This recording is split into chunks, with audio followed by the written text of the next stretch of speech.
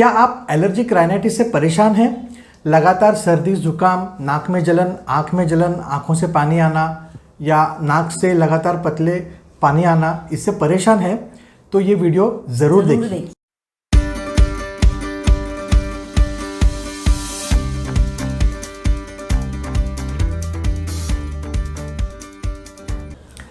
नमस्ते साथियों, मैं डॉक्टर अमित माने, मैं डॉक्टर भारती माने आप सबका आभा होम्योपैथी क्लिनिक इस यूट्यूब चैनल में हार्दिक स्वागत करते हैं। आज हम एलर्जिक राइनाइटिस यानी बार बार होने वाली या लगातार होने वाली जुकाम, सर्दी, इस बीमारी के बारे में चर्चा करेंगे और होम्योपैथिक उपचार पद्धति इस पर कैसे काम करती है, इस बारे में विस्तार से चर्चा करेंगे। एलर्जिक राइनाइटिस के बारे में हम सविस्तर से जानते हैं। राइनाइटिस मीन्स क्या, मतलब राइनाइटिस क्या है? राइनो ये शब्द इसका मूल शब्द है। राइनो मीन्स, राइनो का मतलब है नाक या नोज। एलर्जी से होने वाली नाक की बीमारी या तो फिर नाक का सूजन, इसको ही एलर्जिक राइनाइटिस बोलते हैं। एलर्जी क्या है? एलर्जी अपने शरीर का किसी भी एलर्जन की तरफ होने वाला रिस्पॉन्स यानी कि प्रतिक्रिया है। कोई भी एलर्जन या फिर अनचाहा पदार्थ, अनचाहा सब्सटेंस अपनी बॉडी में जब भी एंटर होता है तो अपनी नेचुरल या प्राकृतिक रोग प्रतिकारक शक्ति उसको बाहर निकालने के लिए काम करने लगती है। कई लोगों में ऐसा पाया जाता है ये प्राकृतिक रोग प्रतिकारक शक्ति थोड़ी ज़्यादा सेंसिटिव होती है, संवेदनशील होती है, तो वो ज़्यादा काम करने लगती है और उसी में एलर्जी डेवलप होती है। ये अनवांटेड सब्सटेंस जब भी अपने शरीर में जाता है तो अपनी रोग प्रतिकारक शक्ति काम करने लगती है उसको बाहर निकालने के लिए, और इस प्रोसीजर में हिस्टामिन नाम का केमिकल तैयार हो जाता है और यही हिस्टामिन एलर्जी के लिए रिस्पॉन्सिबल है। जब ये हिस्टामिन ज़्यादा तैयार होता है और अपनी बॉडी ज़्यादा रिस्पॉन्स देने लगती है, भाई कोई किसी भी छोटे एलर्जन के लिए ज़्यादा रिस्पॉन्स देने लगती है तो हिस्टामिन ज़्यादा सिक्रेट तैयार होता है या तैयार होता है और बॉडी एलर्जी डेवलप करती है। फिर ये नाक के बहने के थ्रू या फिर ज़्यादा म्यूकस सिक्रीशन करने के थ्रू जो भी अनवांटेड सब्सटेंस अंदर गया है उसको बाहर निकालने का कोशिश करती है।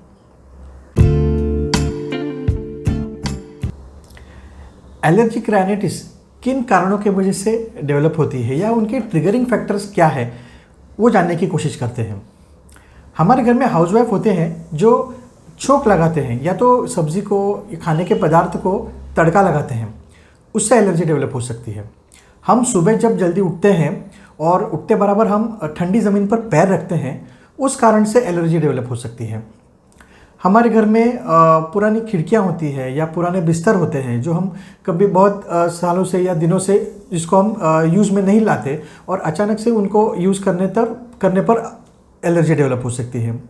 बहुत बार देखा गया है कि पुराने किताबें जब भी हम धूल झटक कर यूज़ करने लगते हैं तभी भी एलर्जी के सिम्टम्स डेवलप होते हैं। हमारे घर में पालतू जानवर होते हैं जैसे कि कुत्ता है, बिल्ली है, उनके जो बाल होते हैं उनसे भी एलर्जी सिम्टम्स डेवलप हो सकते हैं।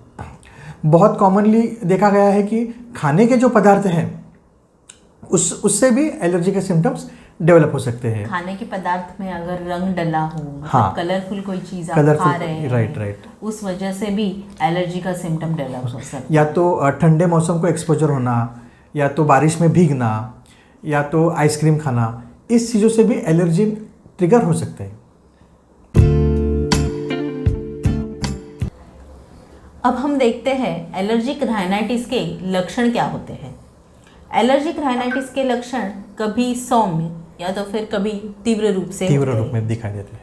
अगर तीव्र रूप में हो रहे हैं तो मरीज को उसका डेली रूटीन या फिर उसका ऑफिस का काम करना मुश्किल हो जाता है। बार बार छींके आना या फिर नाक बहना, इस वजह से वो ऑफिस में नहीं जा सकता। अगर बच्चा है वो स्कूल में नहीं जा सकता, उसको घर पे बैठना पड़ता है। ज़्यादातर देखा गया है एलर्जिक राइनाइटिस के सिम्टम ये अचानक से चालू होते हैं।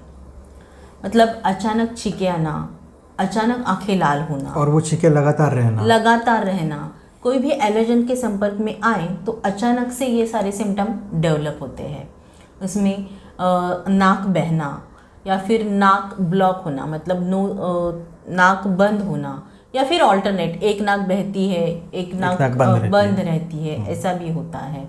गले में दर्द होता है, कभी कभी आंखों से पानी आता है, सर दर्द भी हो सकता है। नाक बहने के साथ में कान में भी इसके लक्षण दिखाई दे सकते हैं। कान में भारीपन आता है, ऐसे ऐसे करने को जी चाहता है, या फिर कान में खुजली भी हो सकती है। और फिर मरीज कान ऐसे बार बार खुजलाने की कोशिश करता है ताकि कान उसका खाली लगे या फिर भारीपन कम हो जाए।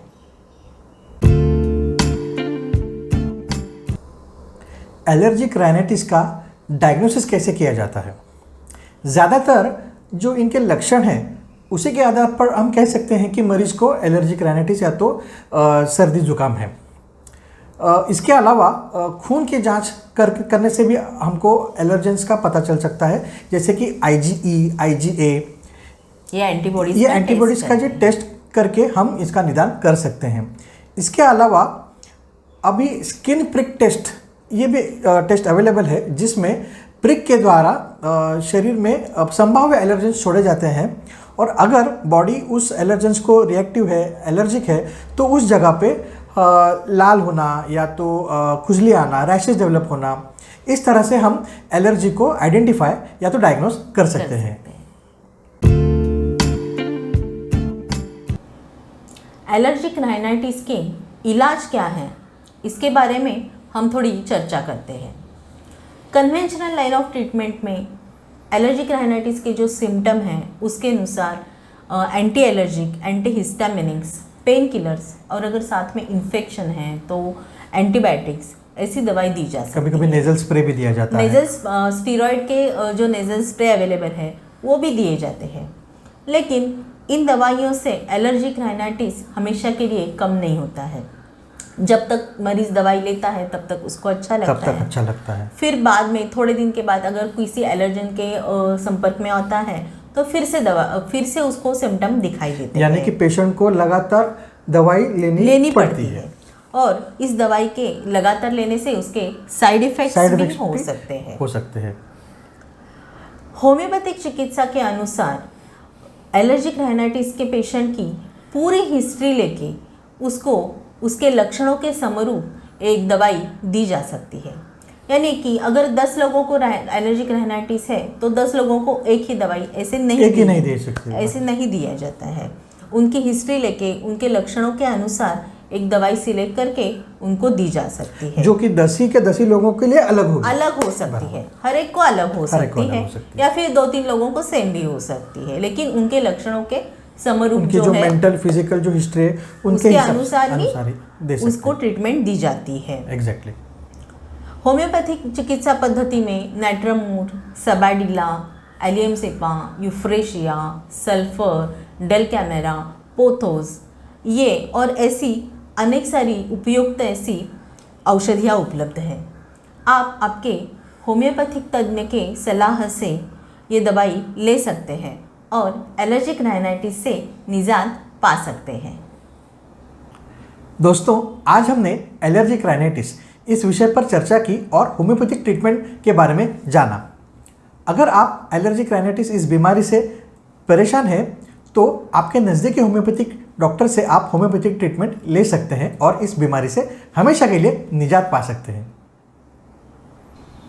आभा होम्योपैथिक क्लिनिक इस YouTube चैनल की तरफ से मैं डॉक्टर भारती माने, मैं डॉक्टर अमित माने आपको धन्यवाद देते हैं। Thanks for watching.